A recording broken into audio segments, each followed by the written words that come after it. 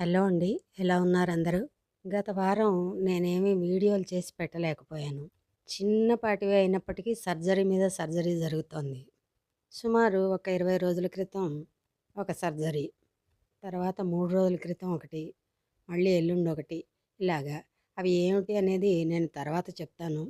అందువల్ల వీడియోస్ చేయలేకపోయాను, ఏవి పెట్టలేకపోయాను. ఇంకొక 4, 5 రోజుల తర్వాత మళ్ళీ చిన్నగా లైన్లోకి వస్తాను. వయసు పైబడుతుంటే మనం ఎంత బాగానే ఉన్నాం అనుకున్నా వయసు రీత్యా వచ్చేవి కొన్ని తప్పవు.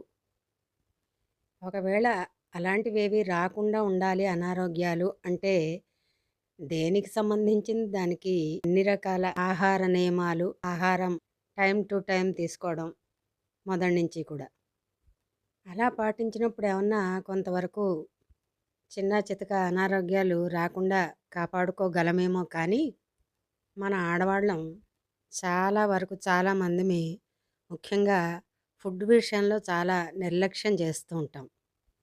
ఆరోగ్యం అనేది ఒకసారి చేయి జారిపోయాక అయ్యో ముందు నుంచి జాగ్రత్త పడాల్సిందే అనిపిస్తూ ఉంటుంది. అది ఎవరికైనా సహజం. ఎవరి జీవన విధానం వారికి ఉంటూ ఉంటుంది. ఒక్కోసారి గమనిస్తే డాక్టర్స్ దగ్గరికి వెడితే బాగా పనున్న వాళ్ళకేమో మీకు రెస్ట్ అవసరం అండి అని చెప్తూ ఉంటారు. అలాగే పని చాలా తక్కువ ఉండి చాలా సుఖవంతమైన జీవితం అనుభవిస్తున్న వాళ్ళకి ఏదైనా అనారోగ్యం వచ్చినప్పుడు మీరు నడవాలి, ఎక్సర్సైజ్లు చేయాలి, అంటే ఒంటిని అరగదీయాలి అనేది దాని అర్థం ఒక రకంగా చెప్పాలంటే.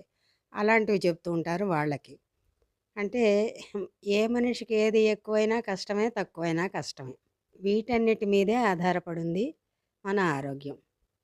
సరే, మరి ప్రస్తుతం మీ దగ్గర సెలవు తీసుకుని మళ్ళీ ఒక 5-6 రోజుల్లో కలుద్దాం. వీలుగా ఉంటే ఒక చిన్న టిక్టాక్ వీడియో పెడతాను. మరి సెలవా?